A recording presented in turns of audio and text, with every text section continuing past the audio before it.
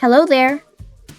Today, we're diving into reciprocal pronouns, the words that help describe actions shared between two or more people. So, what are reciprocal pronouns? They show a mutual action between subjects, meaning that each person does something to the other. There are only two reciprocal pronouns. Each other, used for two people.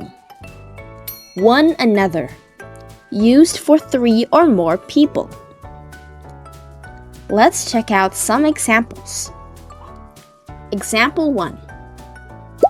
Sarah and Jake love each other.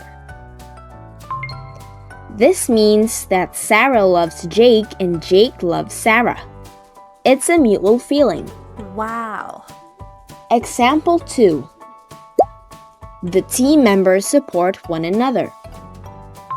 One another is used here because there are multiple people involved. Reciprocal pronouns must have a plural subject because they describe mutual actions.